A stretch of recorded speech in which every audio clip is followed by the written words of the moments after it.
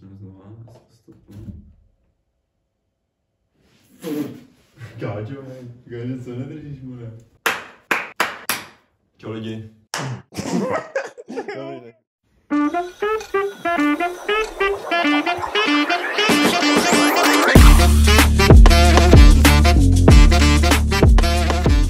Čau lidi, my jsme Velkást, tady je Insane. Společně s Davem a vítám vás u našeho pravidelně nepravidelného podcastu. Dnešní epizoda bude pecka, bude peckovní, bude opět speciální. A jaký je náplní dnešní epizody, Dave? Blíží se Vánoce, za chviličku, doufám, že už máte dárky koupený. Co ty, máš dárky? Ready? Hele, jsou na cestě, já doufám, že mi dorazí. Mají na to týden a jestli ne, tak to bude oblítačka jako obchodu, aby jsem aspoň něco koupil. Všichni dostanou ponožky. Asi to tak vypadá. Ne, já doufám, fakt jako, doufám, že dorazí všechno. Co u tebe? Já jsem takový ten typ, že 3 dny před Vánocem a víš, jako tak ležerně si vyjdu do těch obchodů a co se mi tam líbí, co mě takzvaně padne do nosu, tak to pak beru. Vždycky si řeknu, tohle by se mámě líbilo, tohle by se jako líbilo. Takže já jsem takový jako na poslední chvíli, takže tak. Takový jsem byl minulý rok, ale a vyšlo to ku podivu jako nejlíp. Prostě jsem našel to, co jsem potřeboval, bylo to pěkný, za pěknou cenu, všichni byli spokojení, takže jako i to je varianta, jak koupit dárky na Vánoce. Dnešní epizoda bude z části o vánoční konspiraci a druhá větší část, ta bude o snech. A to bude ta hlavní část. To bude ta hlavní část. Takže jo, takže tak. Já si myslím, že není čas zdržovat. Je čas zdržovat, dámy a pánové, je čas zdržovat, protože my teďka, než jsme šli nahrávat, natáčet, tak jsme se stavili do Kauflandu a zjistili jsme, že tam je asijská restaurace. Tak jako v Kauflandu asijská restaurace. A musíme jako pochválit velice výběr jako toho usazení té restaurace. Že my jsme jako tam šli a jakože proč je prostě restaurace jako v Kauflandu, víš co, to je prostě divný, jak jsme. A pak, když jsme tam seděli, tak jsme přišli proč? Protože za prvý, když jim dojdou zásoby, tak instantně si přeběhnou z té restaurace do Kaufu a nakoupí tam zásoby. A zrovna jsme viděli jednoho týpka, co tam šel s košíkem hnedka z toho podniku nakupovat, tam kupoval saláty, rajčata. A za druhý, když je to přímo naproti východu, proti Kaufu, takže když dokoupíte, nakoupíte si pití a máte hlad, tak si rovnou zajdete na jídlo. To je pecka, jako to je geniální. Za v pohodě cenu mi přijde, jakoby. Není to hrozná geniální, cena. ještě navíc do konce prosince, tam mají teďka slevu 10% na jídla, takže to je pecička, a jakže se to jmenovalo? Anami, jo. Anami. S 2 i na konci. Má to tady Instagram, budeme štědrý, zazdívíme to. Fakt to bylo dobrý, fakt Anami. Dobrá vietnamská nejspíš. Pak se nám mají při odchodu zeptali, jestli nám chutnalo. Zeptali se, to je jestli někdo máte restauraci nebo pracujete v restauraci, tak se lidi ptejte, jestli jim chutnalo, zlepší to den. I hlavně těm lidem. Jak vám, tak i nám, že jo? I jim prostě. To paní prostě jsme jí řekli, že to bylo Epes rádes a paní nahodila takový úsměv, kámo, prostě 3 lidi si v jednu chvíli zlepšili den, víš co, prostě my 2 a ona. Je to tak. Dobré, jdem na to. Začneme teda tou vánoční konspiračkou. Okay.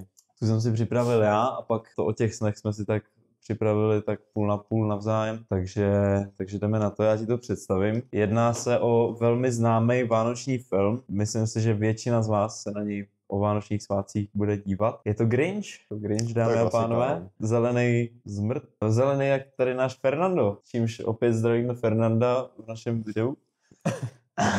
Ten tady s náma doufám bude až do konce naší kariéry. Do konce našich životů. Do konce našich životů, tak. Já si myslím, že bude svítit díl, než my budeme žít, takže abyste se přesunuli k tomu Grinchovi. Mám tady 2 takový menší konspiračky, takový rychlý, jednohubky. Takže první je ta, že Grinchova rasa byla vyhubena kdovíky a během obrovské genocidy. Je to crazy, že najednou prostě z takového dětského filmu jako Grinch vyvedeš jako takovouhle konspiračku. Ale pozor, v originále knihy se píše, že Grinch měl sílu jako 10 Grinchů plus 2, což naznačuje, že těch Grinchů muselo být víc, že? Ale v tom celém filmu nebo v celém knižce nebo tak víme jenom o jednom Grinchu, že? Je prostě jedinej tý svý rasy. Prostě kam zmizel jako ostatní. Jako my víme v tom filmu to myslím bylo nějak ukázaný, že ho rodiče nechtěli a tak ho dali jakože mezi ty kdovíky v nějakém koši. Ale i tak celý film jako nevidíme žádný náznak ostatních jako lidí z jeho rasy. Takže je tady ta konspirace o tom, že s tím, že kdovíci, tak jsou hodně, řekněme, i křesťansky zaměřený, protože Vánoce, oni se na ty Vánoce vlastně připravují celoročně. Z toho filmu to známe. To je jejich nejsvatější svátek, což je vlastně stejný jako s reálnýma křesťanama. A jak víme, v naší lidské historii bylo spousta válek a spousta vraždění kvůli víře, spousta křižáckých výprav a spoustu takovýhodle, takže o tom je ta konspirace, že vlastně kdovíci kvůli tomu, že Grinchové nemají rádi Vánoce, tak vyvraždili genocidou celou rasu Grinchů a zůstal jenom tady ten jeden poslední. Ten nemá rád Vánoce ještě o to víc, protože je to vlastně taková připomínka vyvraždění jeho rasy. A on každý rok musí žít s tím, že tady na ten den mu vyvraždili rodinu a... To je hodně musí, ty vole. Mě na tomhle nejvíc překvapuje hlavně to, že lidi dokážou tady to vymyslet, víš co. Je to prostě dětská pohádka, dětský film a lidi prostě, co sedí u toho, tak si říkají, hej, on je tam jedinej, kde jsou ostatní, víš co. Někoho to napadne a vzejde tady z toho takováhle konspiračka, víš co. Takže za mě jako nějaký protesty by se měly zavést v Praze nebo tak, v Brně. Protesty proti vyvražďování Grinchů kdovíkama. A myslím si, že by se kdovíci měli cancelnout. A každý, kdo máte v plánu si pustit Grinche o Vánocích, tak si to nepouštějte, protože je to stejný, jako kdybyste si na Mezinárodní den židů četli Mein Kampf. OK. Takže tak, to byla moje první teorie. A druhá teorie se taky týká Grinche a je to velmi smutná teorie. Připrav se, že budeš jako... Že budu smutný. Viděl jsi ten film, doufám. V životě jsem ani jednou neviděl Grinche, dámy a pánové. On neviděl Dámy a pánové Grinche. Sice jsem na začátku řekl, že to je klasika, ale kvůli tomu, že to 99% lidí vidělo. Tak mě je zlé, Dámy a pánové. Ale jinak všechny české pohádky jsem viděl. Vánoční, ale Grinche bohužel. Takže tenhle úkol na tyhle Vánoce je jasný, prostě musíš si pustit Grinche. A až se na to budeš koukat, tak se nad tímhle zamyslí, že to je vlastně velmi smutný film o genocidě. A zkusím si to aspoň představit, tak mi to budeš říkat. Nějaký úryvky jsem samozřejmě viděl, že jo. A teď si tahle teorie je o tom, ta druhá část. On v tom filmu žije sám v jeskyni, prostě mimo ty kdovíky, což kdovíci jsou taky jako lidi v podstatě, jako vypadají trošičku jinak. No, protože jsem se ptal, kdo jsou ty kdovíci. On žije v jeskyni mimo ně, mimo jejich vesnici a žije tam se psem. Jediný, co mu dělá společnost v té jeskyni, tak jsou nechtěný dárky, co dostali ty kdovíci a pak je vyhodili prostě na skládku a nechtěli je, tak on je tam má jakoby u sebe. A z tohohle vzniká tady ta konspirace, protože on tam má toho psa, což jako když se na to díváte, tak vám to nedojde, ale kde se vzal ten pes? A tady ta konspirace je o tom, že ten pes byl nechtěný vánoční dárek, který ho někdo vyhodil prostě na té skládce a když ho tam našel a stará se o něj teďka. Okay. Což je crazy, protože... Takže on tam jakoby v tom filmu má psa. Okay.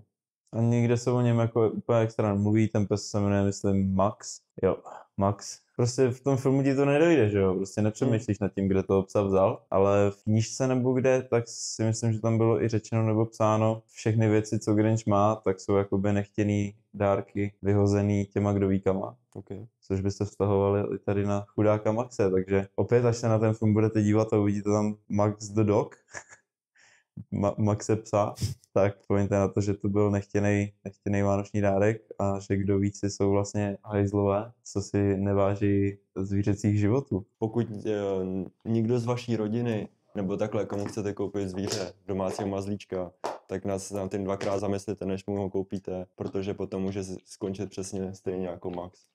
Skončit jako Max, takže pokud někdo máte chuť svým rodičům koupit křečka nebo jakýkoliv zvíře a víte, že vaše máma má alergii na chlupy, tak to asi je úplně nejlepší nápad, že pak někde skončí třeba v útulku a nebo stejně jako Max. Na talíři. Nebo na talíři, nebo okay. Jako Max. Taky názor. Taky názor. Takže až budete mít 2 dny po Vánocích jako nějaký speciální řízek z masa, který jste nenašli jako v lednici a už toho psa nenajdete u vás doma, tak bych si rozmyslel jíst ten řízek. Náhodně se ztratil. Si jen tak jako vám neutečou do lesa. To je úplně depresivní, kámo, začátek. Úplně. Teď tam lidi úplně brečí, víš co, že za prvý, že Grinch prostě zažil genocidu, že Maxík byl nechtěnej prostě, že jejich vánoční dárek jim skončí jako řízek 2 dny po Vánocích. Stejně celá tahle epizoda bude taková deep. No, Takže vás na to připravujeme takhle ze začátku hnedka. Trušit. Takže co si myslíš o těchto konspiračních teoriích, co jsem představil? I když jsem toho Grinche neviděl, tak jako, jak jsi mi to představil a prostě řekl, tak si myslím, že to dává smysl. Ovlivní to tvůj pohled na ten film, až se na něj budeš dívat? No, to ti potom napíšu. Podívám se na něco, nejdřív to půjde. Dej vědět, třeba v příští epizodě. V příštím epizodě hned na začátku vám o tom povím, třeba tady budu brečet hnedka ze začátku. Už dokonce každou epizodu začneme tím, že jim bude brečet, protože si vzpomeneme na Maxíka a Grinche. Ale jo, tyhle konspirační teorie za mě dávají jako smysl, že i když to může být vymyšlený, tak pořád to ten smysl dává, má to nějaký point. Tak jsou to jako takové věci, které jako si nevšimneš, když se na ten film díváš a všimneš si to fakt jenom, když na to někdo upozorní na internetu nebo vlastně. Když se fakt zaměříš na scénu po scéně. Vlastně, no. Takže jo, to by byly moje vánoční Grinčovský konspirace. Já pro vás žádný teda vánoční konspirace nemám. Já jsem si připravil pouze ty sny a rád bych vám je představil. Takže jestli bych mohl začít teda. Proč představovat sny? No budu vám představovat sny, normálně, že představovat z mých myšlenkových pochodů. OK. Takže začal bych tak, že vlastně sny jsou zde s námi už od pradávna. Vždycky jsme se snažili najít jejich smysl, protože ve snech se objevují takové šílenosti či nesmysly a hledáme potom, jestli nám chce něco vesmír či život říct, a proto vlastně vznikly snáře. Dneska si můžeme vzít takový snář a ten ti sen částečně vyloží. Já jsem teda snář nikdy nevlastnil, nevím okay. I když jako jsem si to kolikrát hledal na internetu, co ten sen jo, to jako taky, ale o čem ten sen vypovídal, který se mi zdál, ale snář jako knihu jsem v životě nevlastnil. Možná babičky to můžou mít, zeptám se. Mně přijde, že to využívají hlavně hodně ty lidi, co chcou být propojený jako s vesmírem a chcou vědět každý význam každého snu, co dostali, a vlastně řídí se od toho tak nějak jako jejich život, že se od toho odvíjí. Když se ti prostě něco zdá a ty si to vygooglíš hnedka potom, co to znamená, pak ti to ovlivní celý ten den, že když se ti zdá třeba něco, že budeš mít smůlu, tak ty už pak celý den žiješ v tom, že budeš mít smůlu. Ale a už se na to jako připravuješ psychicky a počítáš s tím, že budeš mít smůlu, což na jednu stranu asi není úplně dobrý žít s tím, že budeš mít smůlu ten den. Je podle mě asi lepší prostě žít s tím, co se stane, to se stane a snad to bude co nejlepší. Ale jo, každý to má jinak, nesoudíme nikoho. A jakoby v mém případě je složité, co se týče jako hledání smyslu v mých snech, protože mám už jakoby nějakou dobu pocit, že žiju jako druhým životem v tom snu. Vždycky se probudím vlastně do stejné postele v tom snu. Jo, to jsi říkal. A v tom snu mám prostě vlastní ulici, že je tam spousta mých imaginárních kámošů, každý den řeším nějaký nový úkoly, vždycky vlastně jsem v té ulici, vždycky jdu do nějakých dveří a ty mě pošlou do uličky, kterou bych klidně dokázal i nakreslit, fakt ji mám živě před sebou. Každý den se s ní potkám, s tou uličkou, a právě za tou uličkou na mě čeká vždycky nový příběh s mojí tou imaginární partou vlastně. A nejšílenější právě na tom je, že se mi to zdá, jako bych tam fakt byl, a ve snech vás vlastně můžou ovládnout ty silné emoce, třeba jako smutek, agrese či štěstí, a jak jsi říkal, potom mě to na zbytek dne prostě fakt jako zasáhne. Že já vlastně, ne že trpím, ale mám lucidní sny už od malička, že jsem se nějak nepotřeboval učit, což hodně lidí jako chce a nedaří se jim to, a já mám fakt už od malička a je to tak. Další, co je, tak pamatuješ si třeba své sny? Já si pamatuju jenom jeden, můj nejdůležitější, který byl jediný sen, který jsem někdy opakoval. Okay. A ten asi jako řeknu později. Dobře. Já bych možná přešel na to, že já tady mám trošku rozdělení nebo jaký důvody, k čemu ty sny vůbec jako slouží, proč jsou. Takže jeden z těch důvodů je emoční processing, že sny můžou čerpat energii z emocí a kvůli tomu se ty sny tvoří, takže ty, když jdeš spát třeba smutnej nebo naštvanej, kvůli tomu processingu, tak tvůj mozek si prostě udělá sen, ve kterém se cítíš přesně tak, jak do toho snu vstoupil. Takže když usínáš nasranej, tak pak v tom snu budeš jakoby nasranej a budeš se s tím jako nějak vyrovnávat a právě k tomu slouží jakoby ty emoční sny, že se takhle lidi můžou vyrovnávat jako s tou životní situací třeba a rozstřídit si kvůli tomu pocity, co mají a žít pak vlastně jako spokojenějc, což je podle mě fajn. Druhá věc, jak můžou ty sny sloužit, tak je třeba pomoc s problem solvingem, řešením problémů, že třeba si můžeš nechat zdát o tom, když se učíš nějaký nový životní skill důležitý, ty jdeš prostě spát s tím, že ho máš plnou hlavu, že fakt na to myslíš, jdeš třeba dělat řidičák nebo cokoliv, maturitu. Jako prostě to jsem zkoušel u té maturity. Některý lidi se dokážou do toho snu tak dostat, že fakt myslíš jako na ten test nebo na tu zkoušku. A ty se dostaneš vlastně do snu, ve kterém tu zkoušku jako děláš a v tom snu jakoby se učíš, jak ten problém vyřešit, jak to udělat a naučit se to co nejlíp. Pak to těm lidem vlastně... V podstatě si v tom snu to manifestuješ. Jo. A pak si prostě to, jak se ti to o tom zdálo, tak to jdeš pak udělat v reálu a třeba to vyjde, nebo to třeba taky nevyjde, protože se ti zdála nějaká... Je to dobrý, že tě to vlastně i nabudí, protože v podstatě to v tom snu většinou dáš, jo? A že tě to jako tak nabudí, že tam jdeš... Vem si, že bys měl sen o maturitě a ty bys ji neudělal v tom snu. Tak to by mě hodně jako znemotivovalo. Ale zase bys věděl, co nemáš teda dělat tím pádem.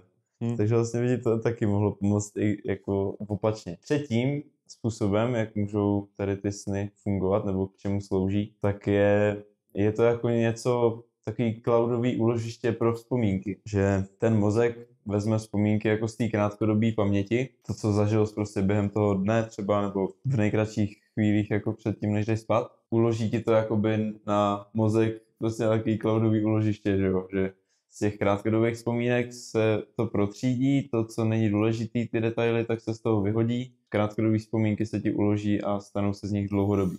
Což je jako taky fajn. Myslím si, že taky na tom něco pravdy jako bude. Kvůli tomu si možná pak lidi pamatujou ty důležité věci v životě, víš co. A každý to máme tak, že prostě si pamatujeme to, co nás jako potěšilo nejvíc třeba. Vyhodíme z toho ty menší detaily, víš co, že nevíš prostě jako co jsi měl třeba ten den za triko nebo za trenky, ale prostě to, že jsi to zažil ten den, tak si zapamatuješ kvůli tomu, že jsi to jakoby uložil během snu. Během spaní. Čtvrtý způsob, jak můžou sny sloužit, tak jako vyobrazení našich tužeb, což vlastně jako už jsme tady zmiňovali, že prostě když na něco myslíš předtím, než jdeš spát, tak dost často máš velkou šanci, že se ti o tom bude zdát i v tom snu. Podle mě k tomu můžou ty sny taky sloužit, že když se bojíš třeba něco udělat v reálném životě a zdá se ti o tom, tak ten sen ti může aspoň jako vynahradit to, že nemáš jakoby odvahu to udělat v reálu.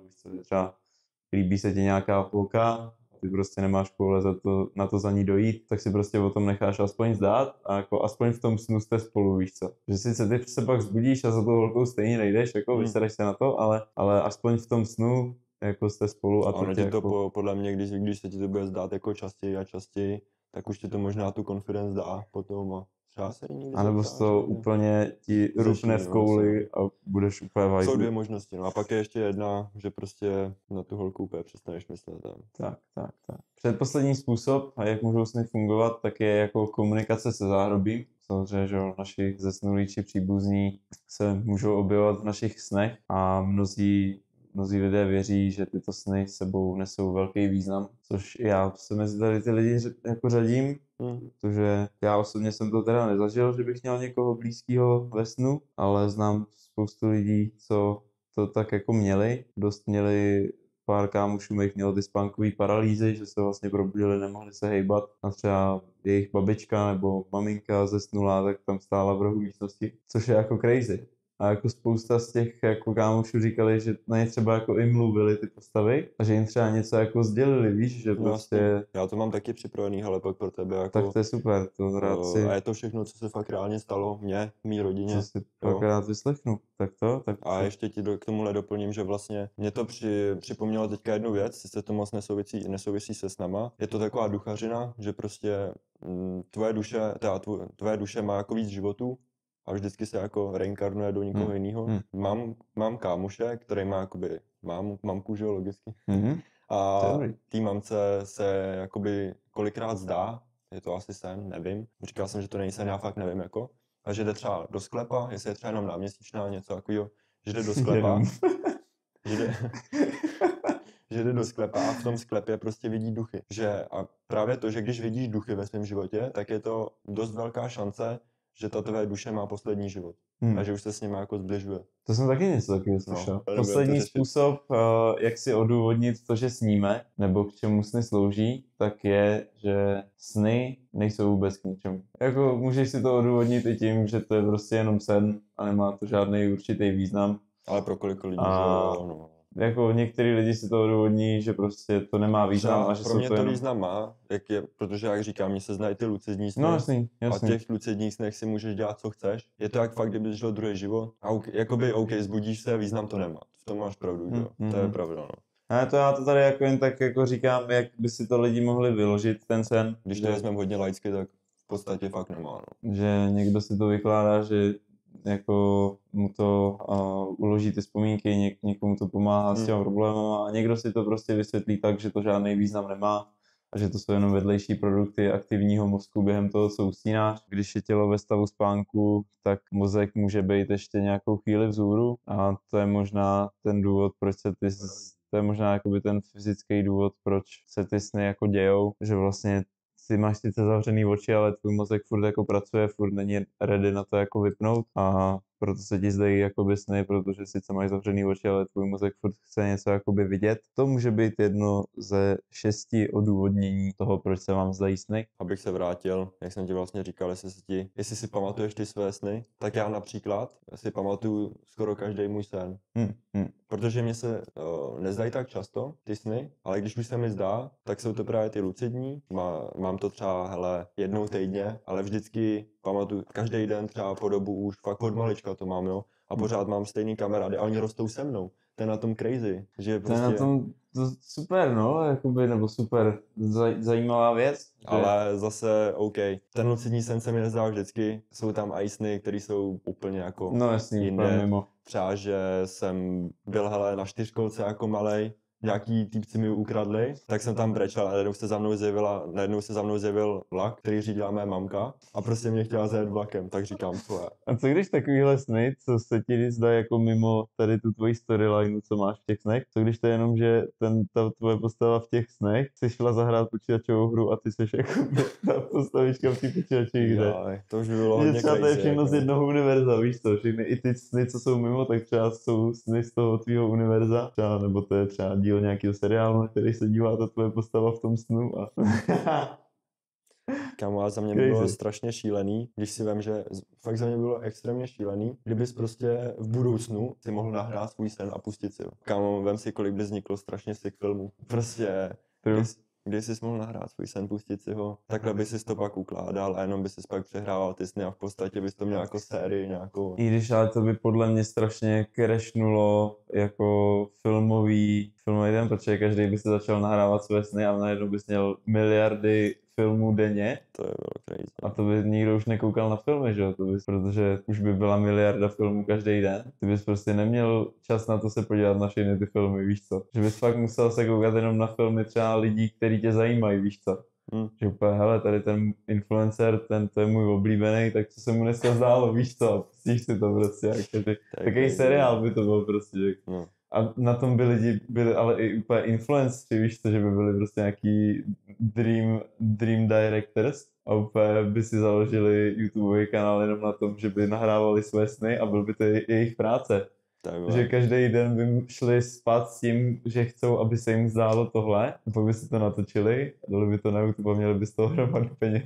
Kámo, to doufám, že do té doby se... To je možná takový krok, do kterého fakt jako lidstvo, jakoby zároveň do toho chceš jít, do toho nahrávání snu, ale zároveň do toho jít nechceš, protože kdyby se z toho udělalo jako filmová skupina, tak by bylo taková hromada filmů, že by to už nikoho nezajímalo. To by lidi začali jít ven. Jak jsme vlastně o té paralýze, tak když jdeš spát s nejezeným žaludkem, tak vlastně máš větší šanci, že se ti bude zdát ta noční můra. Ale mně se to nestalo, ale dost lidí to takhle má. Mně se třeba stalo, že když jsem šel spát s nejezeným žaludkem, tak se mi zdají jakoby šílený sny, jakože děsivý, ale ne, že bych měl noční můru, že bych byl jako v té paralýze. A to, já jsem prostě to se mi zdálo jenom jednou v životě, že jsem prostě ležel, otevřel jsem oči, mohl jsem se normálně hýbat, podívám se takhle, prostě ležím, podívám se takhle doprava, tam mám okno, viď? A tam na mě takhle spoza okna koukal na nějaký černoušek malý a já. Ochu, normálně. Bro, Já jsem what you se, doing here? já jsem se zbudil a normálně jsem byl úplně vyklepaný, kámo. Fuj. No to mně se zdávají takovéhle věci s tím, že někoho vidím. Já z nějakého důvodu, ta moje postava v těch snech, jsem strašně agresivní člověk. Kámo. Já vždycky, když vidím někoho, kdo mě chce ohrozit, tak na něj vyběhnu a chci ho dobít. A počkej, Takže kdyby se mě zdálo, tak říkáš ty, já se zprobu, nebo jak počkej, když se zeptám, ty můžeš normálně jako ve snu někoho být? Ne, to je na tom to crazy. To je na tom to, nejde. ne, to je na tom tu crazy to, že někdy by se zdálo to s tím černouškem, že bych viděl z okna černouška, tak instantně, já jsem si tím jistý, protože pár snů si jako pamatuju svých a vždycky si pamatuju to, že tam byl někdo, kdo mě chtěl nějak ohrozit a já jsem na něj úplně vyběh, že ho dobiju. A vždycky se mi stalo to, že fakt reálně jsem cítil, že do toho dávám celou energii, celou sílu a úplně jsem ho prášil prostě furt lokty na bradu, všechno a týpek stál a třeba se začal smát. Takhle. Jo, ty to máš takhle. Já jsem ho začal bušit a týpek tam stál takhle. a vždycky, ať může to být jakákoliv jako enemy postava, já ho vždycky fakt a cítím úplně, že fakt úplně na straně, do toho dávám sílu, úplně loket na čelo, prostě všechno. Úplně kopuhu do kolene, všechno, úplně bolestivý rány. A týpek tam stojí a nic mu to nedělá. 0 damage prostě. Úplně final boss. A úplně se mi směje. A to je na tom to crazy. Pak se mi z toho stane jako noční můra nebo špatný sen kvůli tomu, že prostě ty tam někoho bušíš a on se tomu směje, víš to. To je scary, jak směje. Já to mám třeba jinak. Já když to jako udeřit, tak prostě jdu takhle. Já do toho dám všechnu energii a jdu takhle. Aha. Normálně, ale já se můžu hejbat, ale ta ruka mi jde prostě takhle pomalu a já říkám, prostě to nejde, víš co?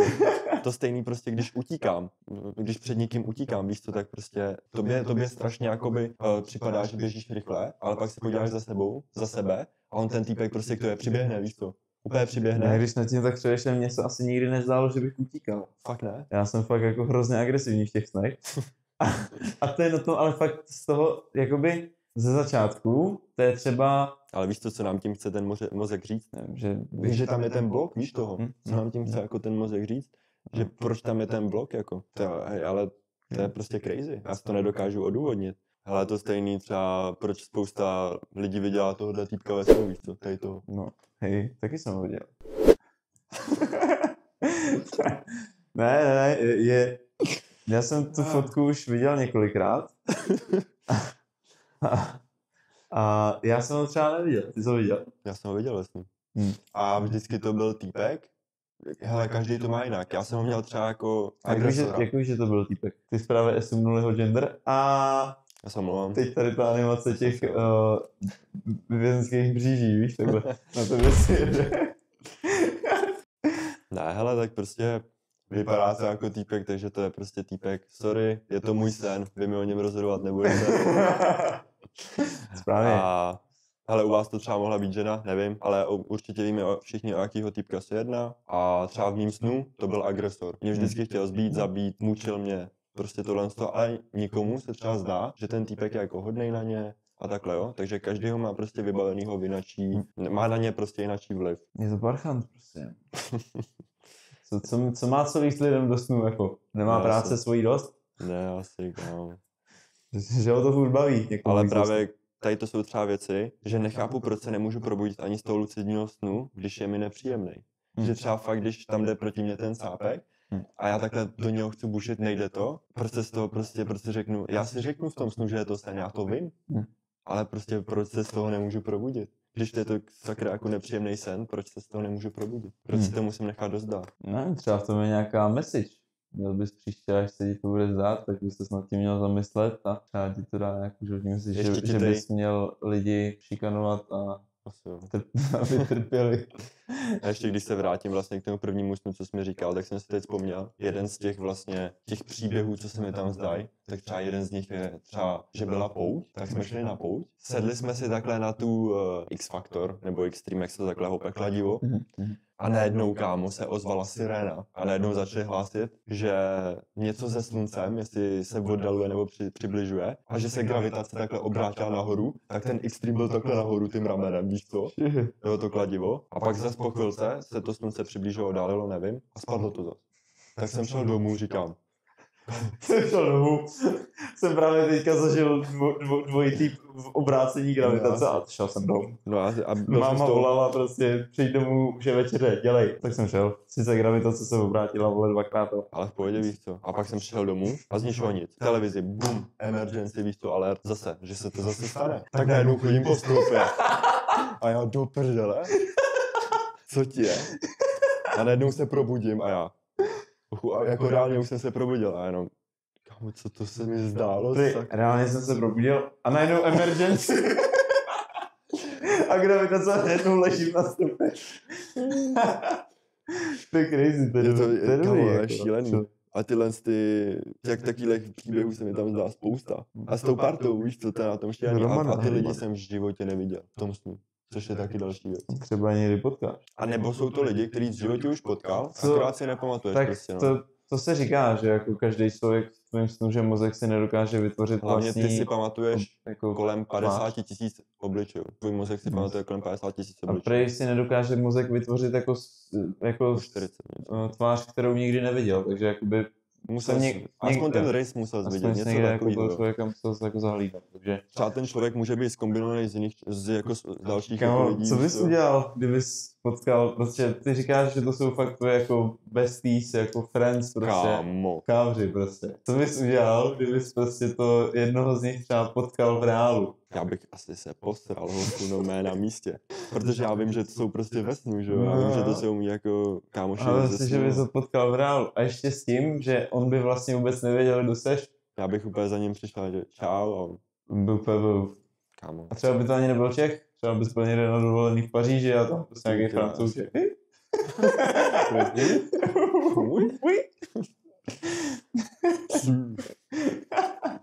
A nebo víc mindfuck, víc scary by bylo to, kdyby on věděl, kdo seš. Kdyby jsi přišel za nějakým Francouzem v Paříži, že brášku, ty vypadáš jako týpek ze snu? A on, ty taky?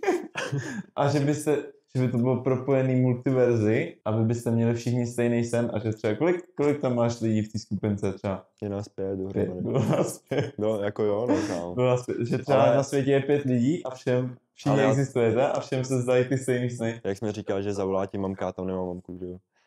My tam jsme prostě, ta ulice je strašně divná. To je kámo, kdyby jsi představil strašně, ty ses vlastně teďka díval na toho Free Guye, tak si představ ten ostrov, co je na konci. Takhle nějak to vypadalo, kolem nebylo nic, tam ani nebyla ta voda, ale bylo tam prostě void, prostě nic, bílo, nebylo černo, ale takhle bílo všude. A bylo tam takhle postavených 5 baráků, normálně sídliště a to bylo všechno. A prostě všichni jsme vyšli z těch baráků, prostě čau. Čau. Jo, a pak jsme šli prostě do těch dveří, které se tam vždycky záhadně zjeví někdy. Otevřeš je, vejdeš do té uličky, tu uličku projdeš a na konci tě vždycky čeká nový příběh. A ta ulička je, kámo, prostě crazy, tam máš obchody, hospody, všechno. Kámo, já bych spal celý život, proč jsi vzhůru? Já nevím. Já bych spal celý život. Abych se vždycky vzbudil, takhle bych do sebe vylil 2 litry vody, 5 kilo masa bych do sebe hodil a šel bych zase spát. To zní úplně cool, jak to vysvětluješ. Jo, je to jako fakt crazy, kámo. Crazy, scary shit. Tak já vás obohatím opět ve vědomostech s druhama snů, jaký jsou druhy snů. Takže máme za prvý šťastný či neutrální sny, to je, není k tomu nic potřeba dodávat. A za druhý lucidní sny. O tom už tady párkrát slovo dneska padlo, takže třeba pro lidi, co neví, co to je, tak jsou to sny, ve kterých jsme si vědomi toho, že sníme a dokážeme částečně ovládat své chování a myšlenky uvnitř toho snu. Třetí jsou noční můry. To jsme ani asi nezažili. No vlastně noční můry, jo, ale já si to pletu s týma. Já pak svoji řeknu asi ke konci. Noční můry jsou stav, kdy se mozek vyrovnává s každodenním stresorem. Přicházejí sny vzbuzující strach a příčinou mohou být například slabé stravovací návyky, že když máte třeba problémy s jídlem nebo jíte hodně nezdravého jídla, prostě když nemáte jako dobrý stravování, tak se vám můžou zdát, máte větší riziko. To třeba platí u toho, když jsi anorektik. Já nevím, já jsem nikdy jako anorektik nebyl, ale asi bys měl mít jako větší šanci toho, že se ti budou zdát noční můry, takže lidi jeste. Traumatický zážitek. Lvy žerou první. Nebo kromě stravovacích návyků to můžou být taky třeba traumatické zážitky z dětství nebo z dospívání. Spánková deprivace, že když toho málo naspíš a pak když spát, tak třeba se ti bude zdát noční můra zrovna kvůli tomu, že jsi předtím moc nespal. A nebo nějaká jiná spánková nemoc. Prostě celkově, když máš problémy se spaním, tak máš větší šanci na to, že budeš mít noční můru. To ale to já celkem jako mám já třeba. Ale já nevím zase, jestli to je tím, že mám ADHD nebo něčím takovým, ale já třeba spím denně 4 hodiny, stačí mi to a noční můry se mi nezdají. Takže ono to je asi individuální věc. Jo, tak to je jasný. A třeba tady to jsou jenom faktory, který tomu jako Jo, jenom tomu přispívají prostě. Jako, není to tak, že když jako jeden den si... No, jasný. Že jdeš spát hladový jeden den a teď se úplně probíš, že já nemůžu jít spát, jinak budu mít noční můru. Tak to úplně jako nefunguje, ale může to tomu napomoct. Čtvrtý druh snů jsou prorocké sny. Se zdá lidem, co se právě snaží být ve spojení s vesmírem a s jinýma entitama. To mi připomíná další sen do těch. Prorocké sny jsou sny, ve kterých se daná osoba vidí v událostech nebo může předvídat události, které teprve nastanou. Takže vlastně takový vidění do budoucnosti, basically. Zdálo se ti někdy něco, co se stalo? Třeba, že... Jako vesmírnýho? No, třeba, že Andrej Babiš prohrál volby. Jo, takhle.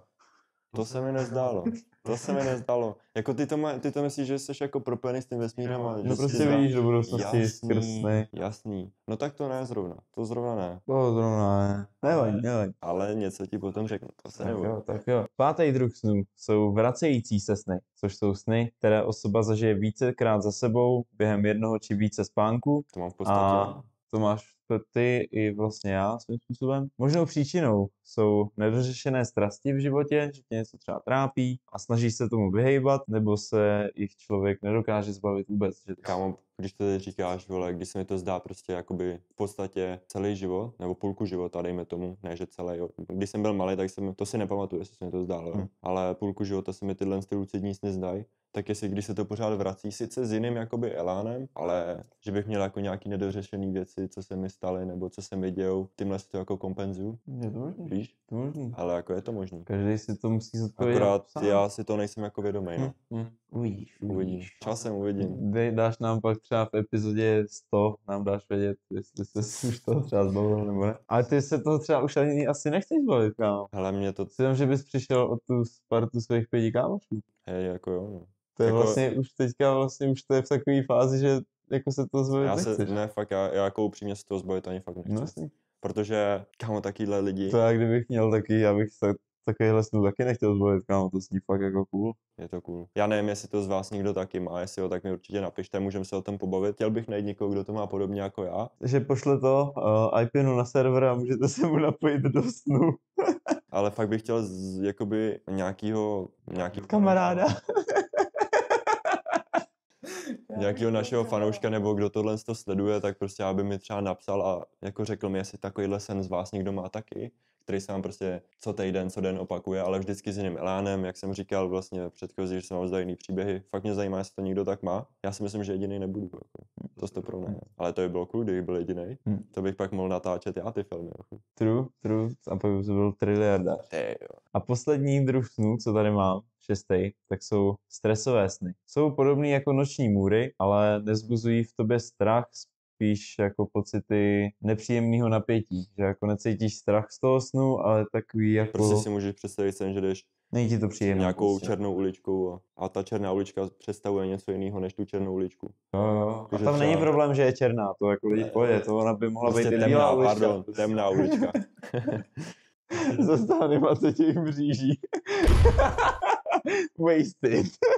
Prostě jdete temnou uličkou a ta temná ulička vám ani neznázorňuje tu temnou uličku, ale spíš ten stres a takhle v životě. No. Takhle jsem to pochopil já, no. Jo, může to tak být. Jsou prostě sny, ve kterých se jako nebojíš, ale máš spíš jako stres, nebo jako je to taky nepříjemný tím, takže tak. Ale strašně mě jako ve snech fascinuje, kámo. Jak to vůbec funguje, jak se ti může něco zdát, když spíš? No to je asi to, že ten mozek jako, ty sice spíš jako fyzicky, ale ten mozek furt jako nechce spát. Ale jako... Tak si vytváří jako svoje vlastní představy, si myslím. Takhle, mně se zdají hodně často futuristický sny, kde vidím věci, které v realitě neexistují, kámo. Skify, historie a skify. Nebo co vůbec čtete za knihy? No, já jsem četla všechno, specializuji se na historii a skify. Kámo, ale nejvíc crazy na tom je, že já tam vidím věci, které v realitě neexistují. Třeba si představ ze Star Wars takovou tu obří loď, ale ještě větší, kámo. Ale prostě, no a mě se takhle zdají, ale v tom snu fungují, kámo, ty věci. A mají důvod, proč fungují. A prostě všechno do sebe tak zapadá, že je to neuvěřitelný, jak ten mozek to dokáže jako udělat. Proto si říkám, co když nás pošle spánek do jiný úrovni bytí. Jo, že prostě někam je... Jo. Jo. Prostě někam jinam a přijde mi, že při spaní, jak tvé tělo nereaguje, tak vlastně se stává vysílačem a zároveň přijímačem. Jako toho vesmíru, víš? Třeba přijímáš nějaký frekvence, signály z jiné planety a právě se mi zdálo, že jsem byl na té planetě, víš co? Kde jsou právě ty futuristické věci a proto to proto fungují, ale nedokážu to vysvětlit. A tak se měl zeptat, jak fungujou a měl jsi to pak Já jsem se s nima, když jsem se s nima chtěl promluvit, tak oni na mě. Víš, jak tady Frantahy. Kardinál. Jak tady v Anami. No, přesně tak na mě mluvili. Přesně tak, že je dobrý den, písal. A udělali ti zálitky? A mě ne, tobě jo. No ale v tom snu, jestli ti udělali zálitky. Ne, oni lítali, kámo. Oni neměli ani nohy. Oni byli takhle do půl těla. A jinak takhle měli takovej ten, já nevím, jak to říct, jako ne, že jetpack, ale prostě, jak kdyby byl Kasper ze spodu. Jestli znáš toho ducha Kasper, tak takhle ze spodu měli to, ale vypadalo to jak plamen. A já si říkám, hochu, tak tady... Vietnamský Kasper smíchaný s tím, jak se jmenuje ten rider, jak mu hoří všechno. Ghost Rider. Ghost Rider. No a právě, jak je ten mozek se stane tím přijímačem, vysílačem, tak se stalo, že moje teta vlastně zavolala mý mamce, tady ten story time mám od mamky, že zavolala jí jakoby teta, její kamarádka v tom případě a někdy ve 3 ráno jí zavolala a že prostě zvedla ten mobil a ona, že hele, nejseš nemocná? Mamka, že no jsem, jak to víš? No tady, že k ní takhle chodí bílá postava do rohu a vždycky jakoby řekne, kdo je nemocnej a takhle, řeknu to úplně zjednodušeně a pak takhle ona vždycky zavolá a vždycky buď to ten člověk je nemocnej, anebo vždycky jakoby předtím, než umře. A kámo, jak to chceš vysvětlit tohle? To jsou ty prorocký sny, jak jsem říkal, no. Že, ale vlastně tomu pomáhá jako entita nějakého ducha, což je crazy, to je jako zajímavý. Je, ale právě, že ono se jí to nestalo jednou. Jestli se tohle děje xkrát a ono už tu samotnou tetu to děsí. Že? Jasný, to je takový sen, co nechceš jako mývat. No. Právě to je jak jsem se díval vlastně na Fettyho a tam vlastně říkal, že má sny, že takhle jakoby zubama, takhle jakoby stiskne ty zuby a ty zuby se mu jakoby roztříští jak sklo. Prostě tyhle sny nechce. To naštěstí nemám ještě taky sny, takže když někdy budu mít, tak už nebudu chodit spát. No a pak je budeš mít ještě častěji. True shit. Já tady mám takovou rubriku. Rubriku? Jak si zapamatovat své sny? Takový návod, jak si je zapamatovat. Za prvý, je to dobrá spánková rutina, jak už jsme tady avizovali. Je prostě dobrý se spánku věnovat profesionálně. To já nemám. A je prostě dobrý chodit spát v nějakou určitou hodinu a mít dostatek spánku každý den. Je to taková první věc, co můžete udělat pro to, abyste si lehčeji zapamatovali svoje sny. Druhý bod tady toho plánu je soustředit se na zapamatování snu i hned potom, co se probudíte. Prostě hnedka, jak se zbudíte, tak instantně se fakt zaměřit na to si to zapamatovat co nejvíc detailů, prostě vědět o tom co nejvíc. A třetí bod, vést si spánkový deník, pokud prostě chcete mít ty sny zapamatovaný. A pak si to vlastně můžeš srovnat tady s tím snářem. Protože když si to nikam nezapíšete, tak sice si můžete zapamatovat nějaký ty důležité části toho snu, ale třeba vám vypadnou nějaký detaily, co pak můžou být třeba nějak důležitý. A potom, když si to chceš zapsat třeba druhý den, tak už víš nic. Takže hnedka, jak se probudíte, soustředíte se na ten sen, vemte si deník a hnedka si to tam pište všechno, co můžete. A čtvrtý poslední bod je prostě probouzet se jemně, dávat si nějaký budíky s jemnou melodií, ne prostě nějaký řachoty úplně. Ale to co to je za pičovinu, ty vole. Démoni zasraný, vole. Smradlavý držky, vole. Zasraný, co si myslí, že jsou silný, tvrdý, temný a hovno piču. 3 bomby na krk a kouřit jedu pod dekou, víš co. Ďábelský démony tam prostě posílají nějaký to temný vrčení. Takže tak, mít prostě jemnou melodii, dostatečnou tak akorát na to, aby vás to probudilo, ale ne moc silnou na to, aby jste se jako spíš zajímali o ten budík, než o to si ten sen zapamatovat. Takže to byly moje 4 body, jak si zapamatovat svůj sen. Možná to někomu pomůže, možná si z vás někdo začne víct svůj spánkový deník. Já se ho nevedu, protože si sny pamatovat jako nepotřebuju nebo nechci, ale někdo třeba se takový může najít a třeba mu tady ten díl může pomoct. Takže A zdálo se, teda byl jsi někdy náměsíčnej. ne, naštěstí Nikdy v ne. životě? Naštěstí ne. Je to taková věc, kterou jsem fakt rád, že jsem nikdy nedělal. Hej, vem si, že prostě jsi náměsíčnej. Jako můj brácha třeba mladší byl náměsíčnej a on se šel jednou na záchod sát a vychcel se vedle hajzlu, viď? A pak si šel normálně lehnout. Stane se. Stane se, no. Ale prostě, kámo, je to crazy, jak člověk může být náměsíčnej, nechápu to. A nebo nebyl náměsíčnej, udělal to schválně a pak to svedl na to, že byl náměsíčnej. To True. prostě crazy. Ale co bys radši? Byl bys radši náměsíčnej, nebo bys radši mluvil ze spaní? Když mluvil ze spaní určitě. Ale já se s tím setkávám na denní bázi. Já prostě ležím doma a můj mladší brácha tak normálně mluví ze spaní. A on pořád hraje hry, že jo? A kámo, on tam pořád mluví o Minecraft, o GTAčku a takhle. Tam jsem se za celý život jsem se setkal jenom se 2 lidma, co mluvili ze spaní. A ten jeden, to bylo zajímavý. A to si vždycky poslechneš úplně. To mám storíčko, to jsme byli na základce, takže shoutout jednou z mých spolužáků na základce. Jsme byli prostě na 2deňáku, někde v nějaký chatce nebo v nějaký budově. A prostě jsme byli parta, nevím, 6 kluků nás bylo na pokoji spolužáků prostě na základce. My jsme si tam byli jsme prostě tak na skupinky jako po 2 většinou, nebo jsme si tam tak seděli, jak jsme chtěli. Většina byla furt vzhůru, ale jeden z nás šel spát. To byl zrovna ten, co trpěl tím mluvením ze spánku. A vy jste byli jako ostatní vzhůru. A my jsme byli všech 5 ostatních nás bylo vzhůru a on jako spal a něco zamlel, ne? A my úplně všichni, hej, co je? Říkal jsi něco nebo to? A on spal dál, ne? Nemluvil. Pak po chvíli, hej, udělej mi to ve Wordu. A šel spát dál. Takže to je taková naše hláška, co si jako zapamatuju snad už do konce života prostě. Jen tak ležel a pracovní deformaci. měl pracovní deformaci, no. Školní deformaci. 13 letech. Udělej mi to ve Wordu. Těžce businessman 6 firm za 3 roky, všechno ve Wordu a v Excelu. Takže to byl můj příběh s lidma, co mluví ze spaní. Je to ale scary občas. Jako jasný. Je to občas scary a občas... A nebo třeba, když někdo spí, všiml jsi třeba, že... Nebo takhle, když měl s někoho, spal a slyšel jsi, že mu vržou zuby? Ne? Mě třeba vržou. A její mi přítelkyni. Takže když spíte spolu v místnosti, tak to je, když tam vržeš prostě. Tam vržeš. Ono to není častý, ono to máš třeba jenom chvilkový, to máš jednou do hodiny, víš co. A to Jen tak zavržeš. jen tak zastřípeš zubama. Jo, ale jo. Ale kámo, mě to reálně nejde jako udělat normálně, že takhle mi to nejde. Nechápu, jak jsem toho schopnej. Já jí nevěřím, kámo, že to dělá. Možná byste si měli přestat píchat to piko přes spaním, pak jste tam, že... To je možná řešení, jak se tomu vyhnout. A nebo třeba, kámo, taky můj story time od mýho mladšího bráchy, tak prostě on měl své bubáčky. Ale to takhle Já měl. si myslím, že tvůj brácha nás po dnešním díle zavrhne a už se nikdy s tebou nebude bavit, protože už tady o něm mluvíš nějak často.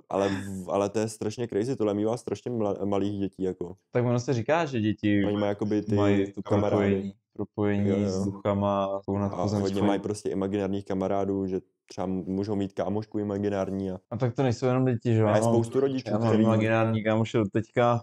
No já vlastně nějaký, že jo. Teďka tady vlastně sedím. Ale já je mám ve snu, on je měl v reálu. Já je mám jenom, když si šlehnu hodně párna. A že on měl i kámo rozstřízený, že tady ten zlobí, dám ho prostě do kouta. A on je měl doma, on s nima spal, brali je sebou na dovolenou, museli jsme kupovat těm duchům prostě, nebo ten ducháčkům prostě bonbony a takhle, a kámo, kdyby... Tak to je cap, to oni to, víš co, on brácha vždycky řekl, hej, kup tady duchový bonbon a pak ho sežral, víš co, za rohem na tajnačku. Jako, to by si všiml, že to je cap.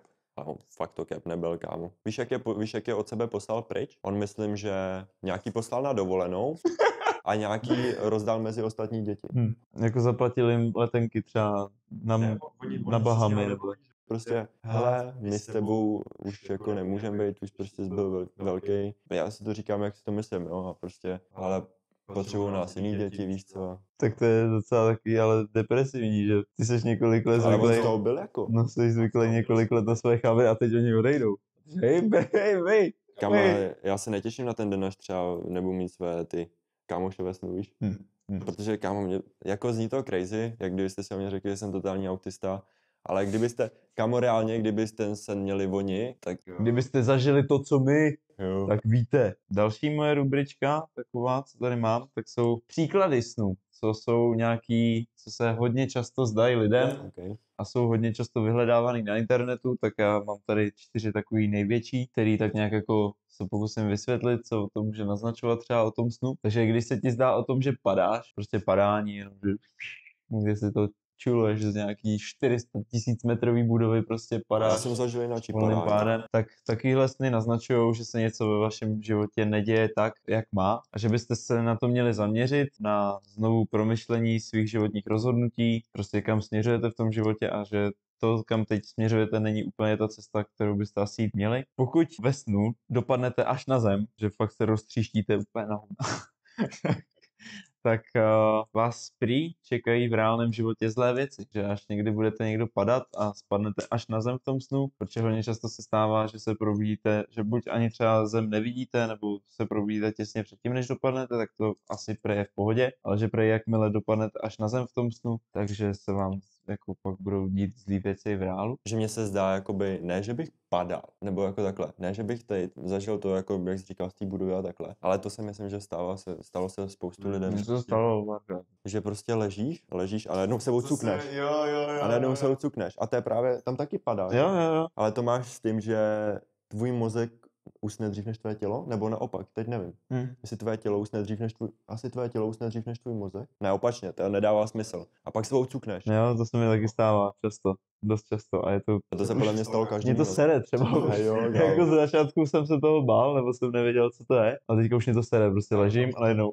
Já doufám teda, že to tak často nedělám, že vem si takhle objímáš svoji přítelky a najednou dáš kámo loket. Taky jsem to zažil, takovýhle spánek. Druhý příklad tak snů je, když létáte, ne padáte, ale létáte, tak to má 2 vysvětlení, které jsou kontrastní vůči sami sobě navzájem. Takže buď to jsou pozitivní pocity svobody a samostatnosti, že se vám zdá, že lítáte, protože váš život je vlastně tak bezstarostný, že si cítíte fakt jako volný a free, prostě, že to je super, že vlastně když se vám zdá, že létáte a cítíte se u toho skvěle, tak to naznačuje to, že máte v pohodě život bezstarostný, prostě jako čilíček. Že se mi to zdálo, ale teď... A nebo právě naopak, můžete mít život dost jako špatný, cítíte u těch snů takový negativní chtíč po odletu a útěku od reality. Okay. Že prostě buď se vám zdá, že lítáte kvůli tomu, že jste free, anebo lítáte kvůli tomu, že chcete odletět prostě někam pryč a nechcete být tam, kde jste teďka jako v životě. Takže to je vysvětlení létajících snů. Třetí ze 4 druhů, co tady mám vypsaný, tak třetí jsou ztráta zubů, což jsem taky hodně často... Jsem, jak jsem ti říkal. Jo. Což má 3 vysvětlení. Jedna je buď smrt blízké osoby, že buď se stane, nebo už se stala. To jsem slyšel. A to jsem právě taky čet. Druhý je nedostatek sebevědomí, nebo že se cítíte prostě ošklivý, nebo že neumíte komunikovat s někým, tak se vám zdá, že vám prostě vypadnou zuby, že buď se vám nelíbí vaše zuby, nebo něco na vašem těle, anebo právě neumíte komunikovat s lidma, sere vás to na vás samotných, že nemáte takovou ztrátu nad svým vlastním životem. A třetí vyobrazení tady toho snu je, že vás čeká velký převrat v životě. To se spojuje hlavně s tím, když se vám zdá, že vám vypadají jako mléčný zuby. Že jako když ten zub, co vám vypadává, tak je jakoby mléčnej, to znamená, že ve vašem životě se stanou jako velký změny k lepšímu. Což je jako vypadl ti někdy zub? Ve snu asi ne. Nějaký ne. Takže naštěstí asi ne. Takže asi máme dostatek sebevědomí. Asi máme dostatek sebevědomí Ale nemáme žádný převrat v životě. Velký. A čtvrtý sen, který jsem tady chtěl vysvětlit, tak je, když vás někdo pronásleduje, což se taky hodně často lidem stává, že se vám zdá tom, že vás někdo pronásleduje, tak to je buď, že se snažíte utíct před něčím ve svém životě a ještě tady mám taky druhý těch pronásledujících snů. Když vás pronásleduje zvíře, tak to je útěk před pocity, jako je vztek, vášeň a tak podobně, prostě utíkáte před pocitama. Když vás pronásleduje někdo neznámý, komu nevidíte třeba do obličeje nebo nevíte, kdo to je, tak to symbolizuje útěk před traumatem z dětství, který si třeba nepamatujete tak detailně, proto je to někdo, koho nevidíte, protože vy sami jako úplně nevíte, co se vám stalo, ale máte trauma z toho, že se vám to stalo. Nebo když vás pronásleduje opačné pohlaví, tak je to útěk před láskou nebo následky předchozího vztahu. Takže když vás nahání nějaká mařena prostě, nebo když jste holka, nahání vás nějaký chalan, tak to znamená, že nemáte úplně dořešený jako svůj love life, prostě zaláskovaný život. Takže tak, to byly 4 druhy snů. Tak co, zdálo se ti někdy o padání, když pomineme tady to cukání? Zdálo se ti někdy o létání, že jsi lítal? Jo, to se mi zdálo. A bylo to pozitivní nebo negativní? Bylo to pozitivní. Mně- Ale ale zdálo se mi to, když jsem byl mladší. Když jsem byl mladší. A to, což by asi souviselo s tím, že se cítil takový ten pocit té svobody a to. Ale teď se mi třeba v posledních určitě 3-4 letech ne.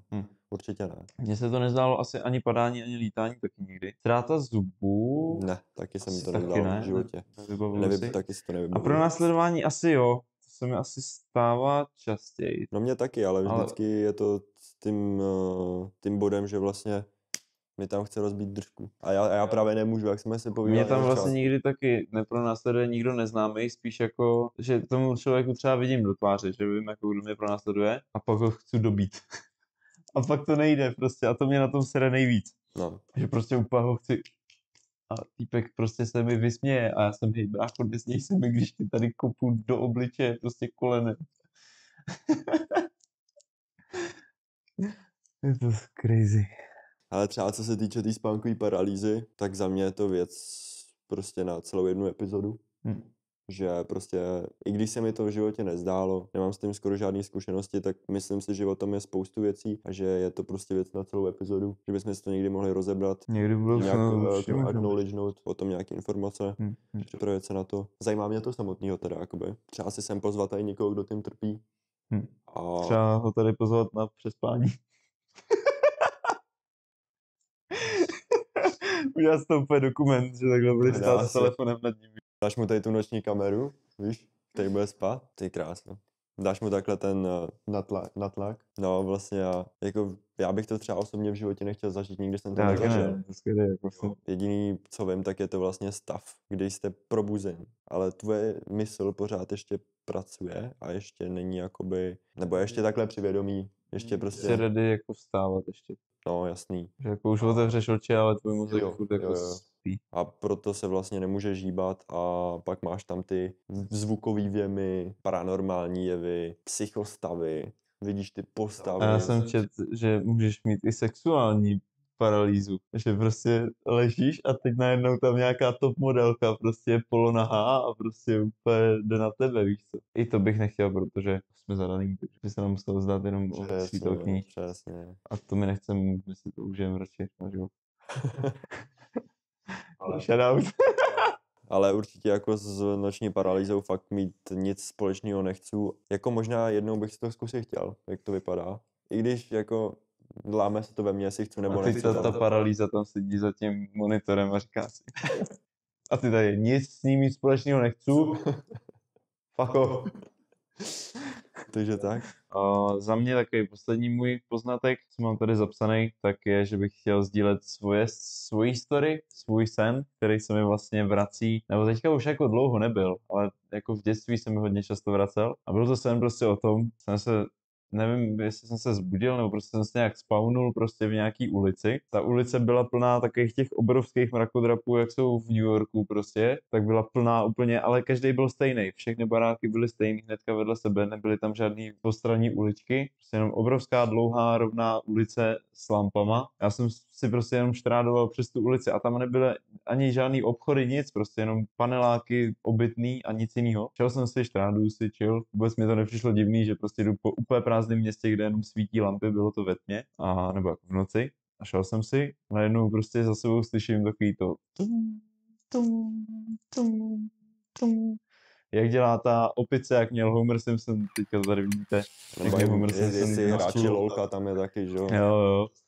Tak tady ta cymbálová opice, tak jenom jsem slyšel ty cymbály. Ten sen vlastně končil tím, že jsem se otočil, viděl jsem tam 3 tady ty opice s tím, že ta, co byla uprostřed, tak byla úplně obrovská a vedle ní stály 2 takový menší a byly to prostě ty klasické opičky, ty hračky s těma cymbálama, co o sebe tleskají. Tak já jsem se otočil, začal jsem utíkat prostě tou ulicí dál a dál. Furt jsem slyšel ty cymbály, co se zrychlovaly a pak na konci už to končilo jenom tím, že jsem se otočil a viděl jsem tu opici, jak má tu pusu, tak jak takhle prostě jde ke mně a chce mě sníst a jak už jako sklapovávala tu pusu, tak jsem se probudil. A to se mi zdálo asi 6x, 7x v životě, prostě během různých snů, třeba 2 roky po sobě, že po 2 letech se mi to vrátilo. A já jsem si právě na stránce insidemydream.com, je to anglická stránka, ve který prostě máte popsaný různý vysvětlivky všech jako druhů snů, který lidi zažívají. Tak jsem si našel, co znamená cymbálová opice, prostě cymbal banking monkey toy. To znamená nekomfort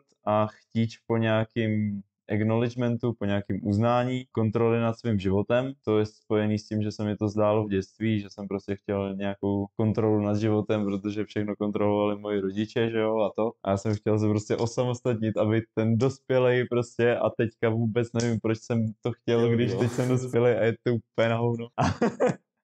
A tak. Já jsem ještě teda mama boy, takže. A Prázdná ulice, že prostě to kde to začínal ten sen, tak má znázorňovat pocit samoty a izolace, což je asi tak nějak spojený prostě s tím, že mě šikanovali v dětství a tak. Asi to byl sen, který se mi snad už nikdy nevrátí, protože by to mělo fakt symbolizovat to, že jsem chtěl nějakou nadvládu nad svým vlastním životem a nechtěl jsem se cítit izolovaný od ostatních, takže teďka už se mi to vracet nebude, protože mě nikdo nezajímá už. A jsem sám svůj pán. Takhle jsem si vysvětlil. Určitě doporučuji tu stránku Inside My Dream, protože fakt, když nevíte, tak mě to třeba fakt jako otevřelo oči a vysvětlilo mi to vlastně ten sen, že jako si řeknu to dává jako smysl tady to vysvětlení a reálně to jako komunikuje i s tím, jak jsem jako fakt žil v tom dětství. Za mě tady ta stránka mě pomohla a vysvětlil jsem si na tom svůj sen, takže. OK, já akorát vám nakonec řeknu, že vlastně ty sny, které se mi zdají, tak jsou fakt jako šílený a že se vlastně nad tím ani nepozastavíš v tom snu. Že tobě se ten sen zdá, prostě se tam dějou ty šílenosti, jak jsem ti říkal, že se tam otáčí ta gravitace a takhle. Jo. A mně to v tom snu přišlo úplně v pohodě. Úplně normální. Až pak, když jsem se probudil, tak si řeknu, co to do prdele bylo. Víš co? Prostě to bylo šílený, no.